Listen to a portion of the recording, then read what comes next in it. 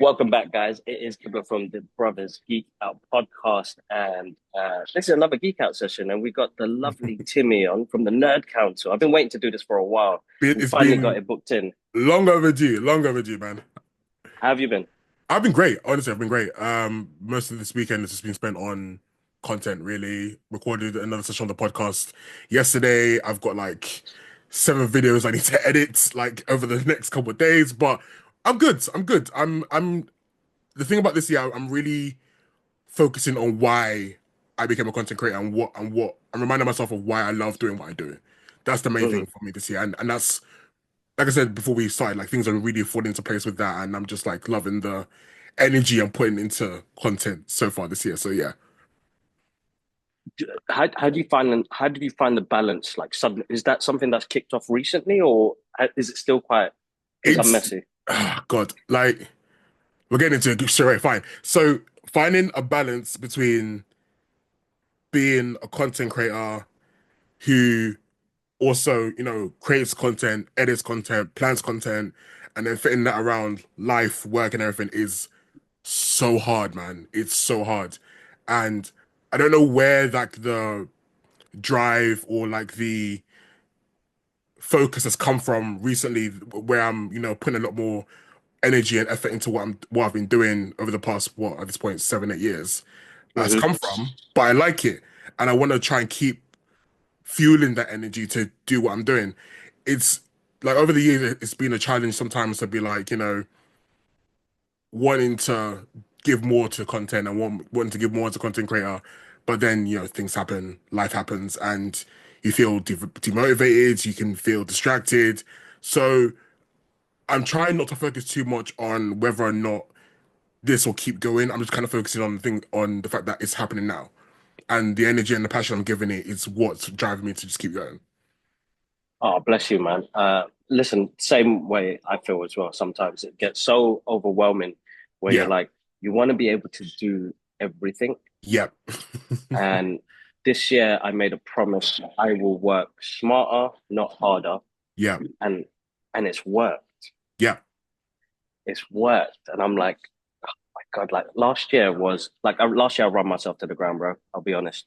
I went to every event, I did every interview I could do, I did all sorts, and I felt really ill towards the end of it. And that's when the health scare kicked in, and the doctor said, "All right, you need to slow you down. need to calm down. Yeah, Remember, you're not just the pop culture guy. You're a dad. You're a husband. mm. You're a son. Uh, People want to see you, yeah, so you have to look after yourself in the process. And I think that's like the important part. I know we got deep straight away, but uh, I think it's really important. And the main platform, like as much as we talk about pop culture on this platform, which we will touch base on, I always like to find out how my guests are doing because Timmy I've known for a long time. We clashed, not clashed, but we met first. Uh, was What was the first time we met? It I was feel definitely like it was it definitely was a a DC Warner thing. Brothers. Yeah, it was a DC thing, definitely. I feel like it was Park Row. No, No, not was it? Park Row. No, No. it might have been actually. Yes, it was the Yeah, very like when before they opened and they had that's right. that influencer dinner type Dinner. thing, Yeah.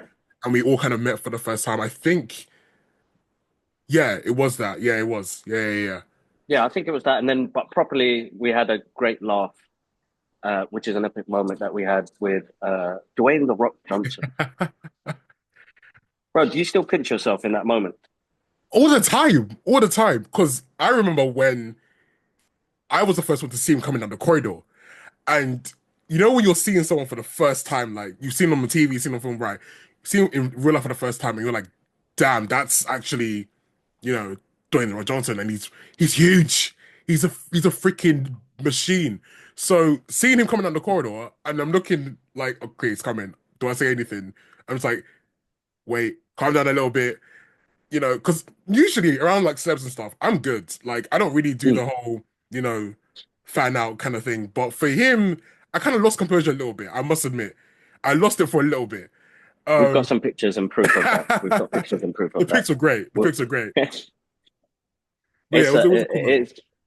it was one of those moments. I got to say, I still pinch myself in that moment, thinking like, it's a great opportunity. It's a great thing to happen, and like, Yeah, I still see myself as like the everyday guy that just loves pop culture and all the Mm, stuff that comes with it.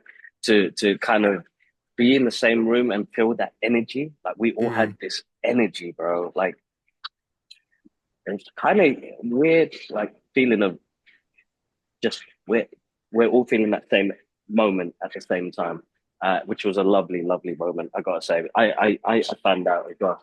As I was striking the same poses, and he got me for that. Yeah. But and this kind of segues into like we've known each other for a good couple of years now with the work that you do now with Mm. the Nerd Council. You got the podcast, you do the gaming, you do the streaming. Like when did that inception kick in when you were like, I'm gonna do this? Yeah. I mean, the podcast kind of started way back again, like 8, 9 years ago.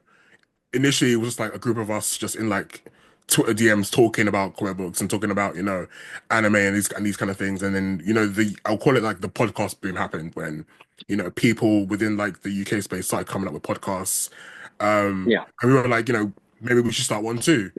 And when we did start it, it was received really well. So that kept us going. But part of me was like, we could probably do more with this. Like, it's Mm, great to have the podcast. It's great to have been able to have conversations about the things that we love. But I've always been big on like community and having people around me and bringing people together to share things, whether that is pop culture, whether that is nerd stuff, whether that is just mm, general, life and love and laughter, whatever you want to call it. So I was like, we should try and do more. So it became things where like we eventually branched out to doing events and we're doing talks and we're going into live streaming for gaming and we're doing more social posts and just kind of like feeling out what we can and can't do and where we can put our energy and time to. But it's always been a thing for me where I'm just the main thing, I'll say it again and again, it's just bringing people together. I really want to be able to have something that can bring people to this space and be like, oh, the Nerd Council's talking about, I don't know, the new Superman film, or they're talking about the latest anime that came out, or Assassin's Creed Shadows, or, the Devil May Cry anime, whatever it is. But I want to be able to have a space where people can come to that and be like, okay, people who are like-minded and who are as passionate as I am and who love the things that I love are also having these common conversations and be able to hold space to do that.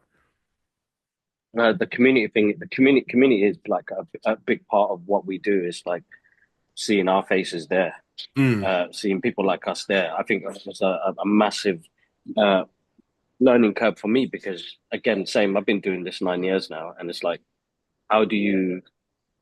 Like there was moments where it was imposter syndrome, and I was like, "Am Oh I yeah. meant to be here? Am I doing the right thing?" But then I was like, "Oh my God! Like we've already created this community that want to see this and want to." It's like sharing that journey with them, and most of the time, I've brought a lot of people on that have moved on in their careers where Mm. they want to be doing something like this. So I think it's a big responsibility that you take on when you do something cool like that, and you must be super proud, bro, to put that together. Always. I think again, there's always an imposter syndrome that comes with this. And I like to kind of shoot for the moon sometimes. And sometimes I'll reach out to people and I want to do a certain event or put something together that seems bigger than I am, and sometimes it gets shut down, and you kind of feel like, oh well, I shouldn't have, gone for that thing. But the things we've done to this point, I will always be proud of. Even, the years where it's been like, we've had a lull, we've not been doing much, and you kind of feel like you owe the community something, you feel responsible for almost letting them down because you're not keeping with that momentum. Even in those moments and those years and those months where we're at a lull, I'm still very proud of the things that we've done and we've managed to do because I could have called it quits years ago.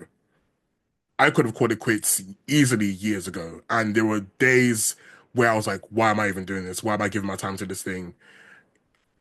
But I'm glad that we're still here and I'm glad that I'm still doing it. Will I still be doing it for another 8 years? I don't know. But up to this point, I'm really proud of what we've done and what we've managed to achieve and what I've managed to achieve as well. And yeah, we'll just see how things go.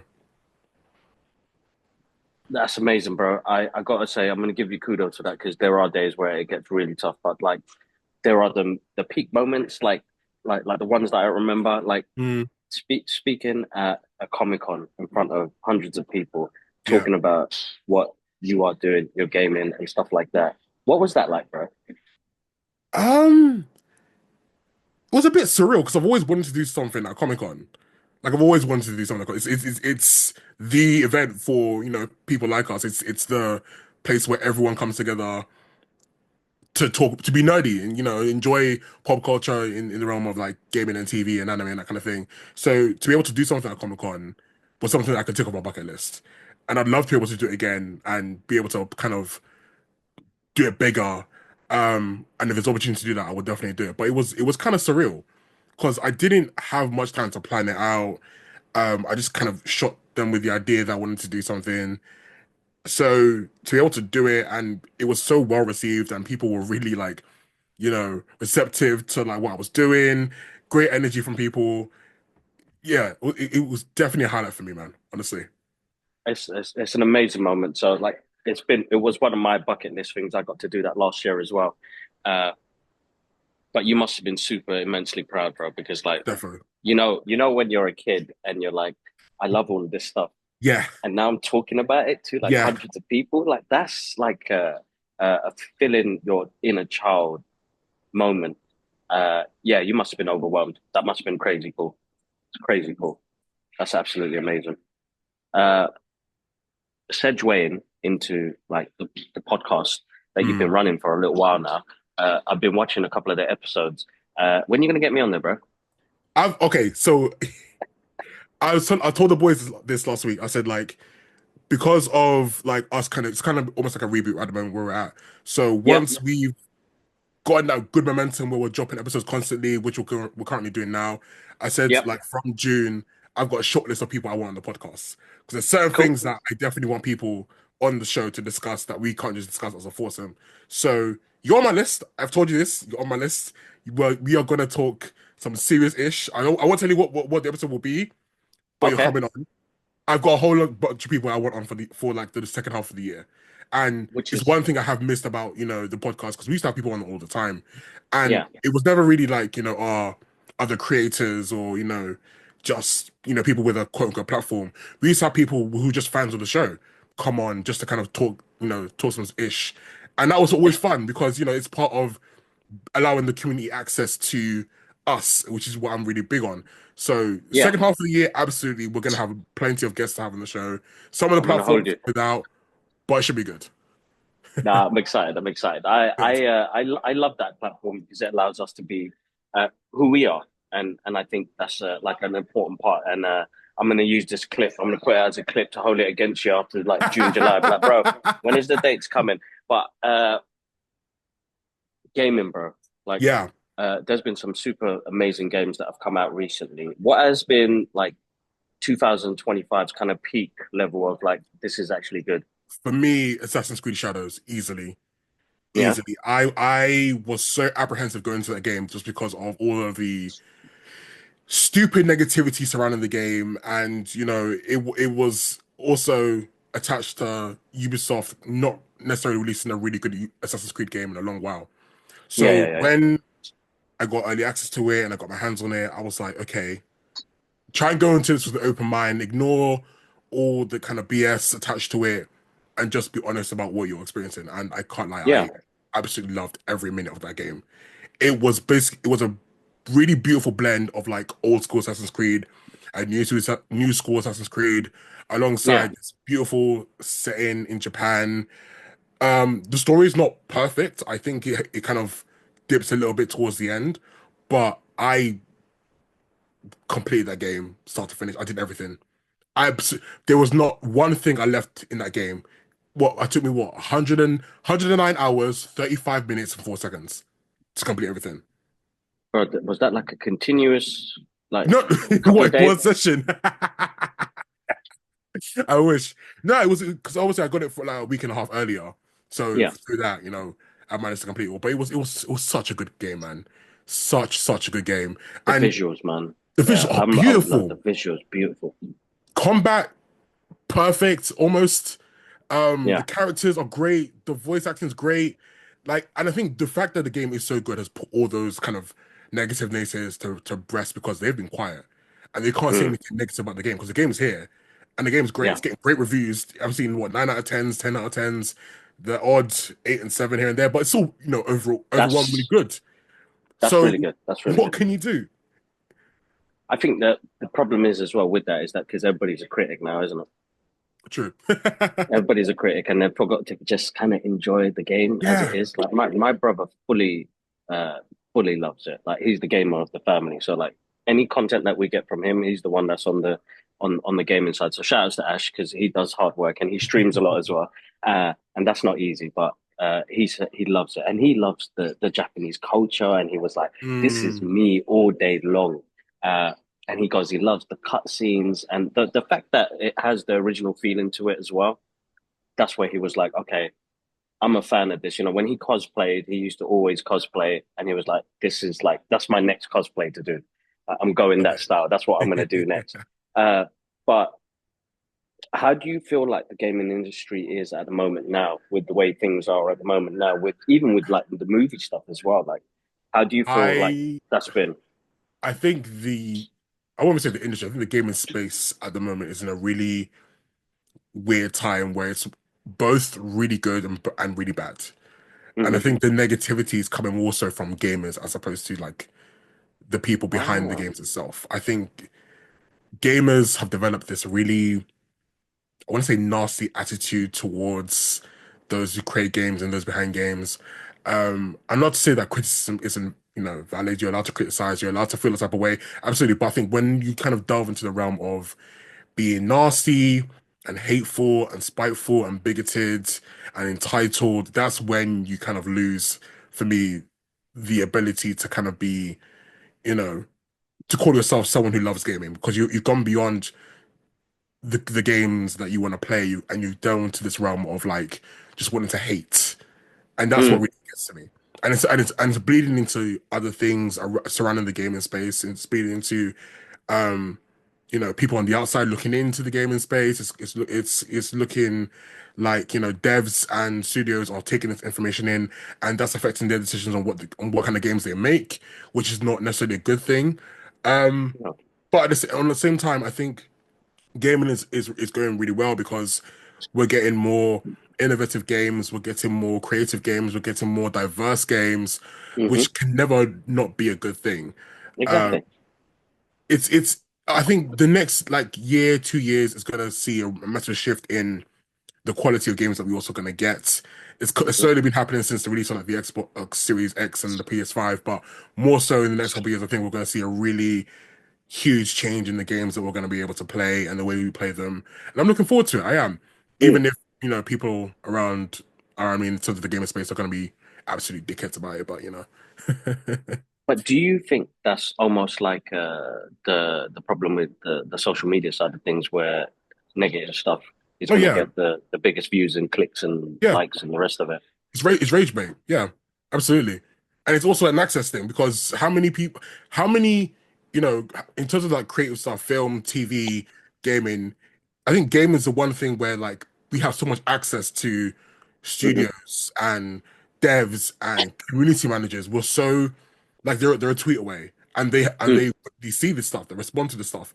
So I think that kind of entitlement is also in line with the access that we have to those people who are making these games and work for these studios, and that affects them, and in turn that affects us.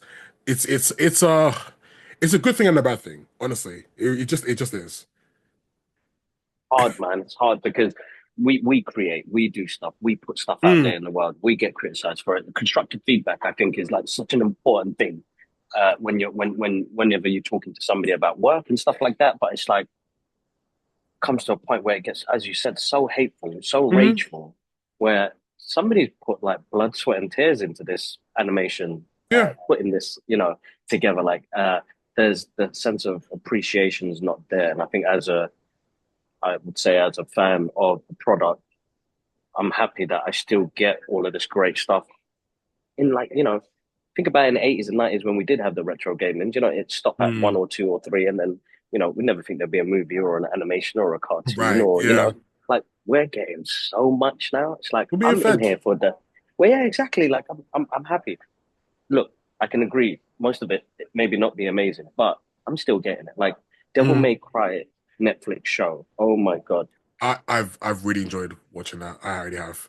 bro, so good. The animation, the music, everything. I was like, my brother was like, "What's wrong with you, bro? You keep sending me these voice notes." I was like, "Bro, you need to jump on this show now." Because I remember back in the days when you used to draw Dante and you'd be like, "How does this look? How does this look?" And I'm like, "Bro, come on, look, it looks amazing. Like, check it out." Uh, Soundtrack was great. How are you finding adaptations at the moment from gaming to? Do you know what's funny? We literally just talked about this on on our podcast. Uh, That was literally our last episode talking about video game adaptations, and yeah, the kind of consistency that we kind of drew to was that the games that have rich stories are kind of the easiest to kind of adapt. But then what you also get is that the studio directors and this kind of thing want to put in their own kind of elements to these things and mm, kind of takes away from what made the stories in the games great to begin with. So when you now mm, adapt those into movies and you change things and things are a bit weird or you change aspects of the character or the story, it kind of deviates from what people, would like to see from an adaptation. I think more adaptations are definitely needed. I think we should definitely encourage them to be made, but I think we should also make sure that we're trying to stay as true to the source material as possible. Because you've got a Ghost of Tsushima game coming, mm. series coming out. There's a Zelda movie coming out. Like, how is that gonna work if if Link starts talking? Like, what do you know what I mean? Like, what if Link starts talking throughout the film? That's gonna blow That's people's gonna minds because throw Link doesn't talk. exactly. So Uh, wow, that's yeah. You know what? I didn't even think about that. I did not even think about that. That's crazy. Because if he does start talking, that's it. We're done. We're done. I swear they're gonna throw things to the on the screen, bro. Uh, that is great. Yeah, I think because I feel like adaptation from gaming to the big screen or TV. Like recently I was talking to Stephen about Stephen Geekbase about the Last of Us and how that turned out. mm, And season two being out now, they've made some major changes in there, but I feel like they've worked. But for somebody from the gaming background, be like, oh, why did they do that for? yeah, So there's always going to be that 50-50 take. But I thought The Last of Us was, for me anyway, just amazing. I like season one a lot. Amazing. Season one was great. I've Yeah. not seen season two as of yet. Well, I think the first episode's out today, but I'm looking forward to it. Especially as someone who's played the game. I'm not gonna Mm. try and look for like the one for one reshoots type No, thing. As much as I might want to, but after I just allow the show to be what it is, it should be good. I hope it's good. I've heard good things. I've seen 3 episodes, so I'm fully enjoying it at the Okay. moment. Fully enjoying it. Just as like I'm the soundtrack and cinematography guy, man. Because if you're giving me like really breathtaking clips, I'm going to be engaged to it as an artist. That's Yeah. what brings me in. It's like June Part Two, man. That movie Oh, stole my year last beautiful year, bro. film. Beautiful Man, film. and it's like you put all of it. You got Greg Fraser, Hans Zimmer, you got Denise. You're like, oh my god, like these are like, oh, it was like it stuck with me to this day, bro. And I wasn't a big fan of Timothy Chalamet, Timothy Chalamet, Chalamet, Shyamalan, Chalamet. yeah, yeah, yeah. Yeah, uh, but that kid has surprised me. He has surprised me. I again, I spoke about this on the pod. It's not that he's a bad actor. He just doesn't No, excite me. yeah, So like him being on a project isn't necessarily going to draw me to the project, but he's good. no, And he I is. did love him in Dune. I absolutely did love him in Dune because I At remember going four, yeah, he's into good. Dune one, I had no expectations. I didn't even think I knew what Dune was about, but Yeah, he was really good in that, and like had a really great presence on screen. Of course, and the visuals and the sound and everything was just mind blowing, especially in IMAX. it's So yeah, so I good. mean, I would definitely want to see what it's going to be like in Dune 3, but he just doesn't excite me per se. Same here, but like when he did Wonka, surprised me. The Unknown that he did recently surprised me. When he Paul Atreides surprised me. Uh, like I'm like this guy's just pulling out stuff out of like his pockets at the moment, like Mm. candy out of his pockets, and he's got these good roles. But he surprised me. But I mean, just in general, like we're gonna go into like uh the your most anticipated movies this year, bro. Oh, Fantastic Four, Mm-hmm. Superman Okay. for sure. Um, what else am I looking forward to this year? Ooh, Sinners is coming up. Definitely looking forward to that. That's gotten some Yes. great reviews. Yeah, bro. Um, I'm so excited. I'm on the red carpet tomorrow oh, nice, doing the interview. Well, I'm working with somebody else. I'm the cameraman. Uh, nice. but I'm getting to do more things like that, which is great, which is behind the scenes stuff. But that is my most this one. That Sinners is my most anticipated movie of 2025. And I know I'm a Hmm. comic book geek, and people are going to find that weird, but this is a new IP, Hmm. something original, uh, and them two guys working together, man, they make Magic. masterpieces, They bro. make magic every time. They really do. They really, really Like do. I swear, I'm gonna find out tomorrow when if Brian Kruger comes to the that part of the area where Fingers we do crossed the for you, interview. bro. I'm gonna faint. I'm just gonna drop. It's gonna be like, why that brother drop for? I was like, no, man, he loves your work because that is one. He's like he is for me the Martin Scorsese of the 80s and 90s. For me, that's what Ryan Coogler is for me. For what the work he's done and the Mm. effort he puts in and the creativity and like he just merges vision, music, and great acting on the screen, bro.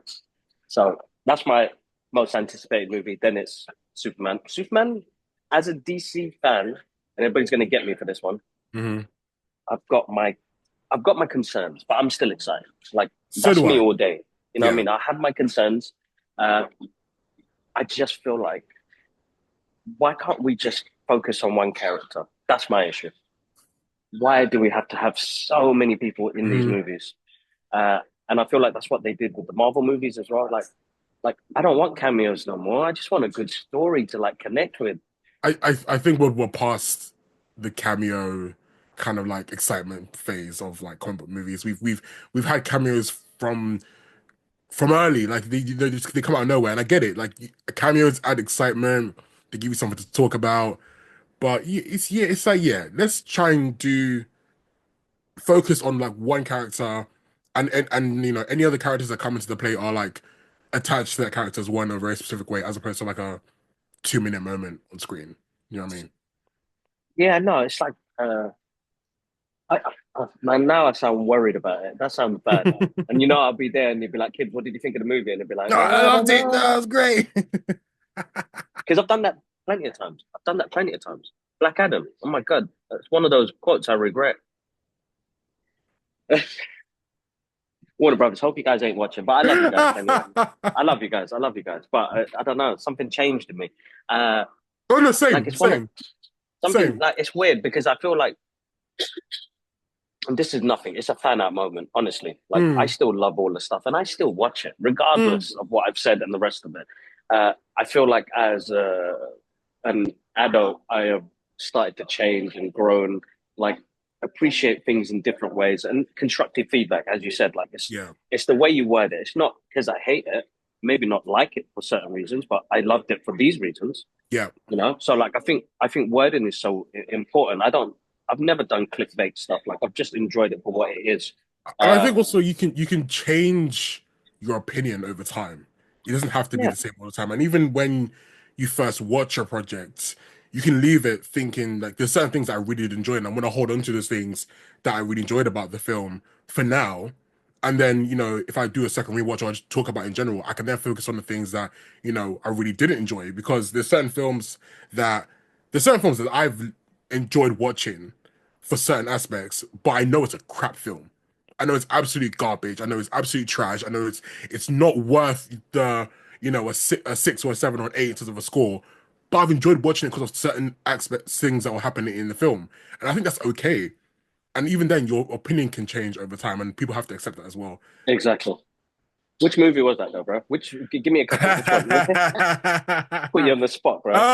Do you know what? Funny you said it. Black Adam Yeah, was definitely one of them. Like again, I think the whole meeting The Rock beforehand and being on the red carpet, which we've done before, but it was attached to that and seeing the film, and there were things in the film that were great. That I did like. Pierce Brosnan as Dr. Fate, I thought was brilliant. And again, I left it holding on to those things that were good. But when I really thought about the film and what I watched, it wasn't really a great film. It was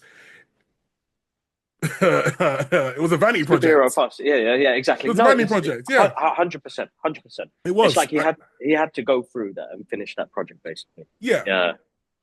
He's already committed to it, and when you're committed to a project, you end up going for it and doing it anyway. So, Mm. you're right. That's one. What was mine? Superman Returns, Really? bro. I remember I came back from.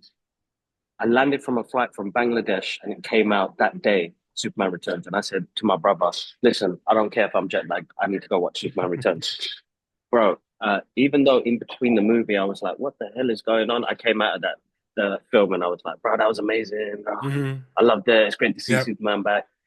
Bro, I watched it 2 years later and I was like, what the hell was I thinking in that moment of time? But I was just hyped because it was Superman on the Yeah, of screen again. course. Uh, but yeah, you live and you learn. And that was one of those moments. But that movie, I still watch it to this day, but I'll watch the last 10 minutes. So I wouldn't watch the whole film. Uh, what is your all-time go-to movie, bro? One that brings you joy or brings tears or You happiness. know what? It's always, always, always going to be either Crouching Tiger, Hidden Dragon or V Ooh. for Vendetta. Those two films, those are my films. Those are like my children. And I don't know why I have such strong emotive connections to those films, but they are stellar films. They're beautifully written, the acting's great, the stories are great. And I can watch them over and over and over again. I think I bought them both. I bought them both on DVD. I bought them both digitally. I bought them both on Blu-ray. I bought the extended cut of Crouching Tiger, Hidden Dragon. Like to the point where it's almost obsessive. But I just think they're amazing films. They're almost timeless, in my opinion. You've picked two, like, out of two different spectrums of movies there, which are great movies, like Crouching Tiger, Hidden Dragon. Uh, that's like there's a, it's such a movie that blossoms all the way through. Hmm. Uh, and it has this smoothness where you Yeah, have Vita Vendetta, which is really hard hitting, real world kind of yeah, situations. yeah. Uh, written very well from the for the screen adaptation. I know Alan Moore wasn't too happy about it, so he removed himself from the credits. Uh, Doesn't matter. but It's still that's great the anyway. comic book drama. That's yeah, it's still a great film, regardless. I think it's amazing. But I think what Hugh brings to the character of V, and even Natalie Natalie Portman's Portman was performance in great, that, honestly. bro. That prison scene when she no, when she's standing in the rain with her head shaped. Ah, beautiful. The cinematography in that film is just so great, man. I need So, to so find out great. who it is. That is such a good. That is a good shout, bro. That is a good shout. I always share clips from that because I'm quite strong on my political views and the way Of I see course. things. And the original V for Vendetta book, bro, is like so good. Like if any Mm, of you guys have not read V for Vendetta, the movie's great, 100%. That's in like my top 20 of movies that I absolutely love. And as you said, rewatchability on that is great. mm. The rewatchability on that is great. Crouching Tiger, Hidden Dragon, because I was a big Chow Yun-fat fan, grew up with Hong Kong cinema, and it was interesting to see his take in that sort of martial arts series. You Mm. do know that they're gonna do a series about it? They did a sequel. Yes, they. I hated it. It was not good. It was So they're not gonna do a good. TV series. I heard like a sequel of that movie. No, Ah, it didn't need to be touched. It just needs to be left exactly as it was. why do you feel like studios? And this is just from your perspective. Like, why do you think studios jump on sequels because of the first one doing so great? There's a lack of creativity in Hollywood right at the moment. There's a lack of creative juices being, I don't know what we call it, flowing or like just being creativity is just dying in that space right now. So they're having to rely on reboots and rehashes and sequels of things that already are popular in order to make money. And because money is the focus, which is fine, it's a business, money is the focus. Yeah, They are relying on things that already exist in order to bring in the money. And again, the lack of creativity is stopping them from looking at newer writers, newer directors, newer actors to be in projects that are going to be exciting and that can also make money. And in turn, I can't remember who said it at the Oscars, but it was a director who said, like, instead of funding one $200 million film, let's fund 10, $20 million films, or 20, 10 Yeah, $10 million films, or $5 million films, whatever it is. Like, there's so much room for creativity in Hollywood, but they're so reliant on the things that already exist, that already have made money, that they think, okay, again, sequels, rehashes, or mm, reboots, it's just a way to go, and it's getting boring. It's getting droll, honestly. bro. It's come to a point now where I feel uh, like everything's written by AI. Like I watched, what did I It watch feels like recently? it. Uh, okay, I know Jason Statham does the same films all the time. He plays the same guy, but like there are some moments where you're like, come on, bro, you are creative because he's done films like his earlier films like Lock, Stock, Revolver, and things like that. Mm. Where now he's playing, but the bro, just like I rate him as a martial artist, bro. He'll kick my ass all day long, But let's and a see couple that. of We're not people seeing still. that.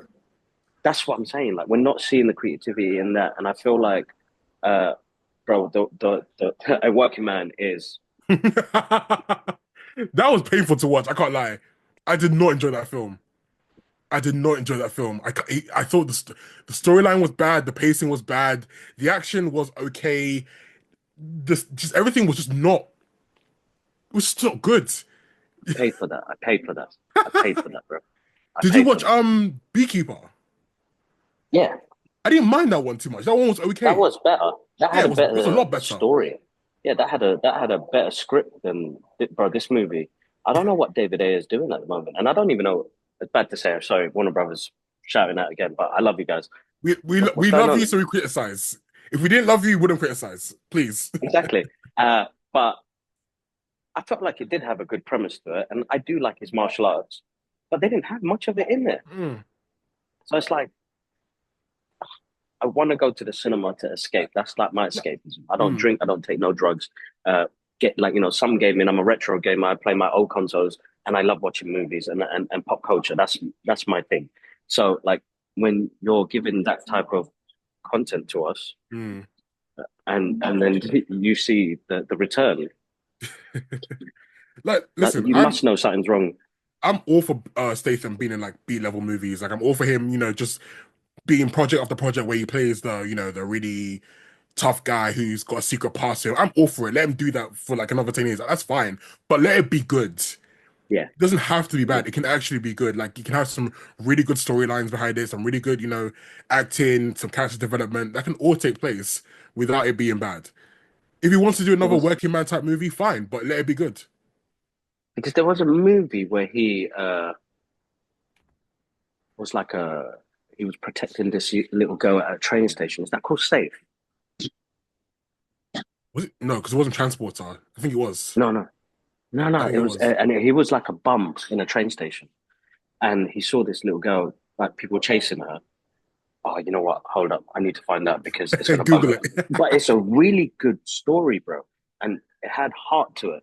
And then suddenly, uh, like it just went down where his. Well, anyway, listen, I'm not gonna criticize him, but we're gonna find out. I think it's called Safe. And it's about this girl, Chinese little girl, who memorizes numbers, and she works for the triads. That does sound like safe. I think it's Hold called on. Safe. Okay, now I And have to he Google it finds because he, it's gonna bug me. yeah, he finds new meaning to life. Yes, yes, it is. That's Yes, it yes, is. Yes. that's a good film from Jason. I 2012. like that film. Yes, Good that's film. right. I like that movie. That's a good film. That's a good film. Ah, all right, man. All right, we got loads happening, and bro, I'm not going to keep up too much of your time. I want to say a massive thank you for having this conversation. I know it's been Thank you for ages, having me, bro. but I would love to invite you to the new studio and sit down Please, with by all you face means. to face, bro. So, Yes. we have, and you could use this and say, Kibbs, you remember you told me about this. So I have another podcast platform called Cup of Comics, Okay. and I would love you to come and bring your favorite comic book or movie, and we do like a full breakdown of that book. Hopefully, I've read it as well, but I'll read it if anything. Okay. Uh, but we talk about is there a certain book or movie or even a music album that has inspired you throughout your career, throughout your life? That is like one of those staple corner of like your go to say, you know what, I'm in the mood for this. Mm. Uh, as soon as we finish this, I'll send you details. We're based in East London, so it'd be great to have you in the studio and just kind of just proper geek out properly face to face. And it's Perfect. called Cup of Comics. So we have tea, coffee, herbal tea, yeah, it's a good concept we've got there, and it's something that I want to keep pushing on with us, the people that I know around me that do this comic book pop culture stuff basically, and inspire others as well in the process, because we do dive into on how other people can kind of have that mental resilience when they are creating content like this, and why they do it as well, because I think the most important part is you gotta love what you do, man. Absolutely. If you're gonna if you've already started to share this with the community, you gotta love what you do, and you should be super proud with the amount of stuff you guys do. And I love your controversy. Sometimes you were on an episode of the outtakes recently. Yes, I uh, was. that clip went viral, bro. Oh yeah, I know, I know. And I That stand clip by went it. viral. I stand by it. Uh, I don't know. We still need to talk. But I'd rather have that conversation face to face. We'll have that conversation face to face, guys. First things first, Timi, where can we find you? It'll be all linked below, but Oh yeah. let people So know. Twitter, Instagram, Twitch, TikTok, the Nerd Council on all those platforms. Myself, I've got under Uncle Timmy, UNCOOL Timmy, TIMI. Feel free to reach out. Feel free to come talk to me. If you want to come debate stuff, absolutely come do that. If you want to just come show some love, come do that too. If you want to tell me how much you hate me and my opinions, absolutely come do that too. I'll give you a very good rebuttal right back. I can take it as well as I can dish it. But no, it's all love, honestly. Like if you are a fan of gaming, comics, anime, TV, film, the Nerd Council is the place for you. You go. There you go, guys. Make sure you guys follow all those links below. All the good stuff, guys. You know, the like, share, comments, dislike, constructive feedback. Uh, and make sure you're following us all on our socials, which are all linked below as well, guys. I've also got a link to a mental health contact and charity that we're running at the moment now. So you're not alone. If you need to reach out to somebody, the contact numbers are below. But anybody that has a little bit of spare change laying around, just to help these guys out so they can help fund, do all of these causes of the charity things that they do, would love you guys to drop a little bit on there. There are other donation links below as well for other causes that we're running at the moment.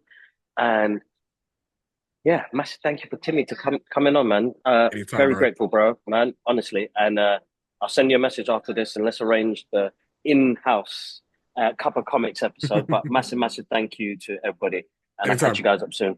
Take care, bro. Peace.